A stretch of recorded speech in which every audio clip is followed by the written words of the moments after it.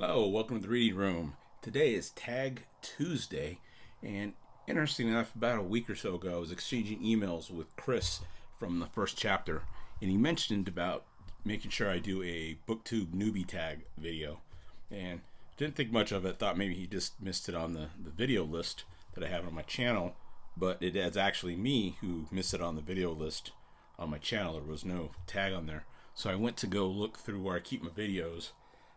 I hadn't edited one, but I had the raw footage, and now I know why I don't have a YouTube Booktube Newbie Tag, because it was really bad, really bad.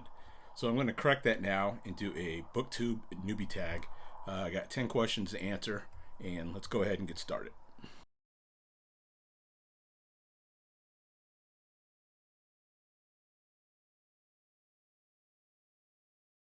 First question is, why did you start this channel? Books. There it is. No, I'm not surrounded by avid readers in my family, my circle of friends. I miss that reading a book, discussing a book with somebody, or having somebody tell you about a book that they read. You recommend a book, they recommend a book. It's an invigorating concept to me, this exchange of knowledge. So hopefully by having a booktube channel, I can kind of use that as a catharsis to talk about books, and at the same time promote conversation, have conversations through the videos, through comments.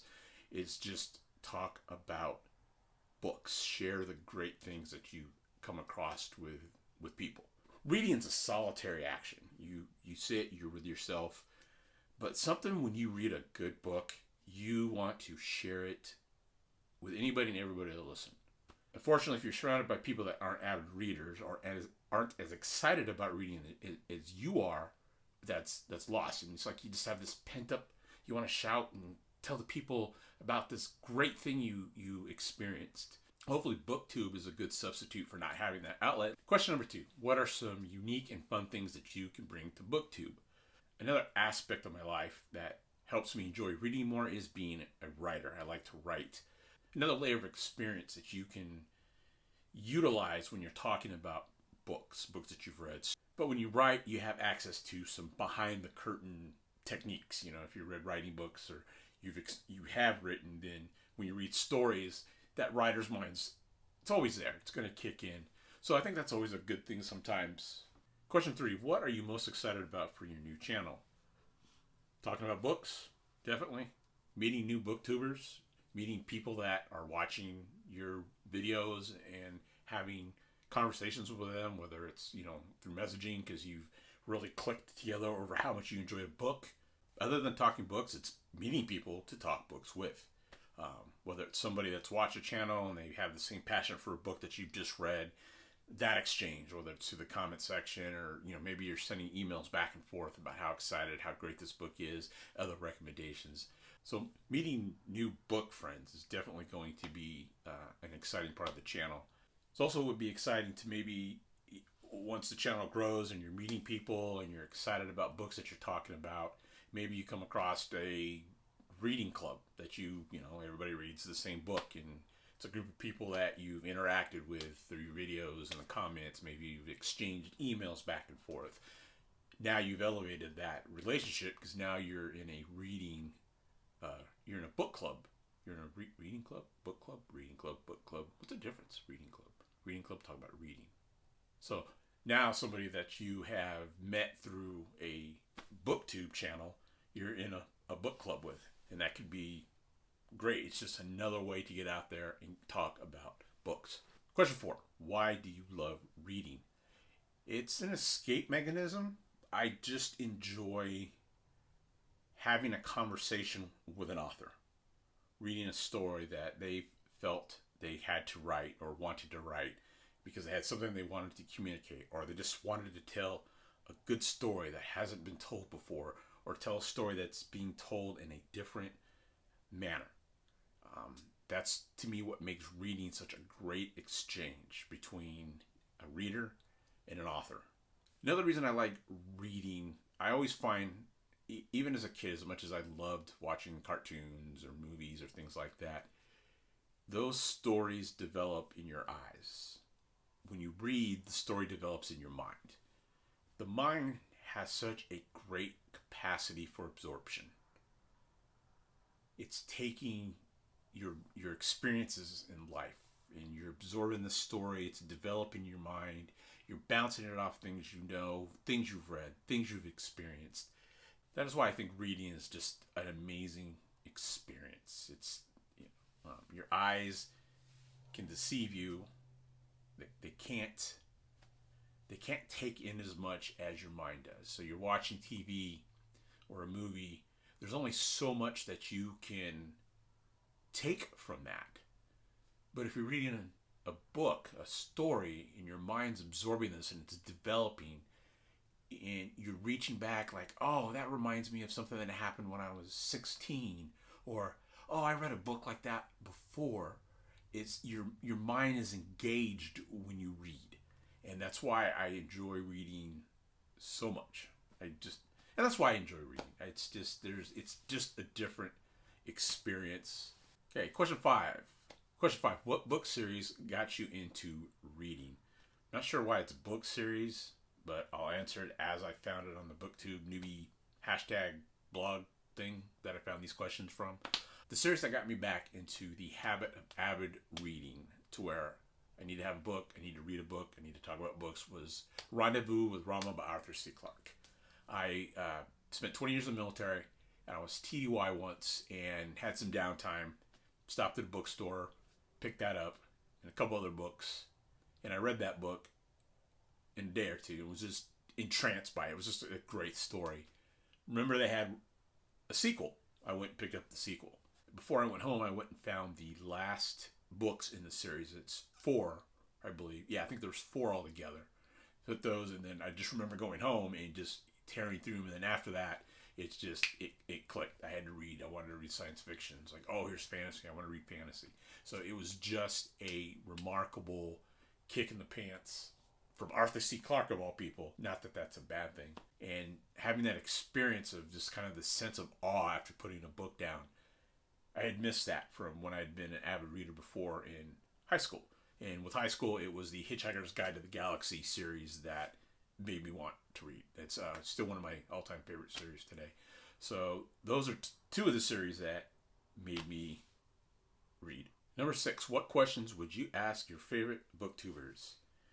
So maybe they have recommended a book and I read it, then I would want to have a discussion with them about it. So those would be the first initial questions. And I think maybe as I go along and this channel grows, looking for those opportunities to improve the channel, not only seeing what my favorite booktubers have done, but asking them, exchanging ideas, getting tips, constructive feedback from them to just inch that channel up a little bit. Boom. Okay. Number 7, what challenges do you think starting a booktube channel will be hardest to overcome? I think as in with any video series, YouTube, TikTok, Instagram, whatever you're putting out there that you want people to watch, it's going to be finding an audience. Presenting yourself and hoping that you have that it factor, that they want to engage with you. They want to hear what you have to say. They want to take your recommendations and go buy the book, or it's on their shelf. Now you've given them a reason to go want to pull it off and read it. So I think that's probably a common. It's just growing, finding an audience. Not necessarily growing an audience. Growing an audience sounds more numbers. I want a quality audience. I want to find an audience of people that when I talk to them, our passions for books are feeding off of each other. That you can't wait to read something that they've recommended to you. So, and then I think the other thing is, as I've tried to record this, it's been a lot of stop, record. Because I know in my mind what I want to say, and it sounds great. Or, I mean, I'll even walk around and, if I'm outside just kind of hanging out with my dogs, I'll go through things that I'm saying. And then when I sit down and I hit record, boom, nothing. Start, stop. And I don't have that problem person to person or in groups. I'm fine. The dynamic of the group I'm in, we're talking. So it's finding a way to translate what I'm able to do person to person within a group and translate it into something that's engaging for people to want to watch and think, wow, this guy. Question 8. When did you start reading? Well, it was grade school. And not just reading because you had to read to do assignments or book reports. Reading for leisure to pass time started for me about fourth or fifth grade. And it started with these two books. The few of the books I've pulled off my shelf to share with today is Where the Sidewalk Ends and then Light in the Attic, both by Shel Silverstein. They are books of poetry, and I read these just religiously. Matter of fact, the books were so popular in my school, you were on a waiting list. So you would say, oh, I want Where the Sidewalk Ends. Librarian would write your name down, tell you how many people were ahead of you. You would check back throughout the week, every other week, every week, something of that manner. So I would check the book out, generally on a Friday, spend all weekend reading it, take it back Monday, Tuesday, and immediately put my name on the list again so I could check it out again. And I alternated. I would get Where the Sidewalk Ends, I would read that while having my name on the list for Light in the Attic. Turn in Where the Sidewalk Ends, generally by that time I was getting Light in the Attic, and then just repeating the process. And then that just led to more reading, you know. My mom would take me to the library. I would read the Paddington the Bear books, Phantom Tollbooth. Another book that I really enjoyed that I know I can remember checking out several times from the library, reading and rereading, was Behind the Attic Wall by Sylvia Cassidy, which I have not read since I was a kid, and actually picked up a copy at a thrift store several years ago, and I came across it when I was looking for some books the other day, and I set it off to the side to see about reading it. Question 9, where do you read? My philosophy for reading is get in where you fit in. I have a reading chair in my office. I read in bed. Sometimes if we're going on a drive, you know, maybe we're going to be in the car for a few hours, I'll grab a book and read there. Sometimes when I'm watching football or basketball or something sports related, and it's not my team that's playing, I just have it on for noise, just to kind of keep an eye out, keep an eye just for something to watch. I'll have a book that I'm reading. Why, you know, like, oh, something happened, replay, oh, cool, go back, read the book. So wherever I get an opportunity to read, those are the few of the ones that I tend to capitalize on the most. But just like I said, get in where I fit in. Get a book when you can get a look. Wow, that could be a catchphrase. Read a book when you can get a look. Yeah, we'll work on that. Question 10. What kind of books do you like to read? This is a can of worms loaded question because I have no defined genre type of book. I just love to read. It can be novels, classics, sci-fi, fantasy, biography, nonfiction, history, self. If it interests me when I read the back of the book, or somebody's told me about it and it interests me, I'll read it. I have a very eclectic view of reading. Read what you can read, take what you can take from it, and move on to another book. And if that one book opens up another avenue, another genre, when I read Fight Club by Chuck Palahniuk, and I learned about transgressive fiction, all of a sudden I had to read more transgressive fiction. So you discover something new and you embrace it. And at some point in time, you're like, all right, I'm going to take a break from transgressive fiction and I'm going to read. Dystopian fiction is my favorite. I love dystopian. It's just such a great, like, hey guys, if we don't do something about this, this could happen. This is bad. Bad. So I remember, you know, other than reading, you know, 1984, Brave New World, one of the books that really like grabbed me, and it wasn't so much of a dystopian fiction, because the novel was about fascism, was It Can't Happen Here by Sinclair Lewis, about a president that gets elected in essence through his actions institutes fascism in America. Now the interesting thing about this book was, one time I was researching to see if there had ever been a movie adaptation of it, because I do like to read a book, watch the movie, think about the differences. Why did they make these changes? Why did they leave this out? That's a great conversation to have in your head with yourself, or with somebody else if you ask somebody that's watched the same movie, read the same book. What I found out is when I was a kid, my favorite thing to watch on TV, sci-fi related, was V and V the Final Battle. It was a miniseries on NBC. And it was about aliens that come to Earth. Hey, we want to help. We need your help. And they institute fascism over the course of their time on Earth to eat people and steal resources. And it's interesting because when somebody stepped forward and they said, hey, I want to make a movie of this, it can't happen here, by Sinclair Lewis. It was mid 80s and they were like, this is not filmable. Make it sci-fi and see where that goes. And that's where V came from. So it's really interesting that something I was so enamored with and loved as a kid, and then eventually read the book, not knowing how they were connected, and learning how they were connected, is just another one of those examples why reading sometimes is such an amazing experience that somebody could look at this and say, put some aliens in it, you're going to be good.